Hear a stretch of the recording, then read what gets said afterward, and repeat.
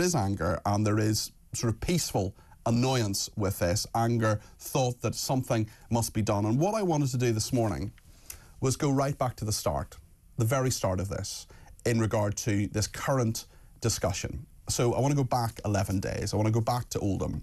I want to talk to someone who has been instrumental in calling for this inquiry.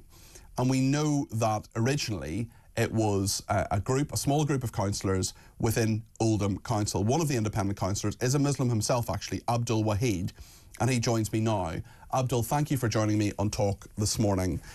We've heard so much, of course, Abdul, about Elon Musk, about what he was doing. We remember that you and others were writing to Jess Phillips, the Safeguarding Minister in the Home Office, to ask for an inquiry about Oldham. Can you just tell me, before we get into the detail of this, how the last 10 or 11 days has been for you? Because you know a lot about what has been going on, what's still going on, and at some risk to yourself, actually, have been putting these matters forward front and centre. Good morning, Peter. Thank you, firstly, for having me on the show. And I think it's important, especially after the last 11 to 12 days, where we've had such attention drawn to Oldham. It comes with a little bit of relief and a little bit of anxiety because we've been fighting in Oldham for a number of years, especially since an assurance review of 2022, which was a 3-year review of cases between 2011 and 14. But it was deeply flawed in many people's opinions. The review excluded survivor testimonies and even attempted to silence a whistleblower. It failed to work with the people who were the victims of this abuse, ignoring their lived experiences. This left many feeling that the process was not only a betrayal, but also a cover-up. The manner in which it is being framed is not helpful, saying that it's a Pakistani Muslim problem, which isn't entirely true. It's part of it, though. It is a problem with Pakistani Muslim gangs, is it not? There is. I believe it's across races and religions. It's not. I think today the Times published some information which is quite useful, where it said that amongst the offences we know about in 2023, 83% were committed by white people, broadly in line with the general population. That is absolutely factually accurate. There's no doubt about it that the majority of paedophilia offences are carried out by white men. But this particular problem that we're talking about, these gangs that operate and have operated in Rochdale, Rotherham, various places, Telford, parts of the north of England, it has been identified as a Pakistani Muslim problem. Some people in that community, not all people in that community, obviously, because you're part of that community and you're actually fighting against it. You're standing up for what's right, Abdul. Yes, I mean, you mentioned before that, I felt fear from my stance and my position in calling for this inquiry. That's not actually accurate because what we do have in Oldham, we have across communities, we've got understanding that we want justice for these children that have suffered this abuse, and what all sides of the communities agree on is that the Labour administration of this town has really let us down.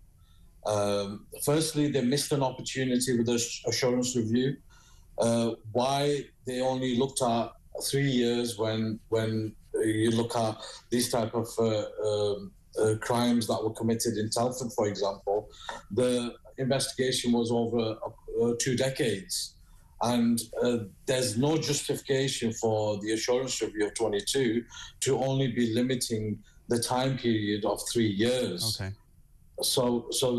And there's systemic failings that, even that's been highlighted in that assurance review without giving too much detail. So it's the belief of everybody in Oldham that, something more comprehensive needs to happen. And what does that comprehensive nature look like? Because, I mean, as you correctly say, the majority of paedophilic offences in this country happen are perpetrated by white men. That is factual. What's also factual is that the grooming gangs, rape gangs, paedophile gangs, whatever you want to call them, problem is most closely associated and perpetrated often by Pakistani Muslim men. Is there a cultural problem there, Abdul?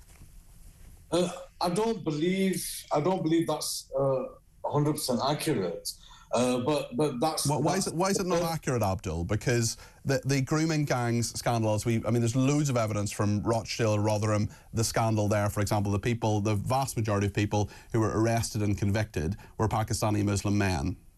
In these particular cases, yes, but these aren't all. No, and I'm not saying that's everything, and I'm not trying to racially profile anybody or say that this is, that there's any predilection or anything like that. But what I'm saying is that clearly the case has been a problem within the Pakistani Muslim community.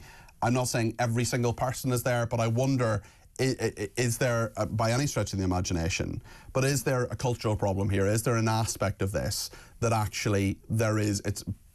Is it about British values? Is it about attitudes to women? What is driving this? What is it where people say it's okay to rape children? It's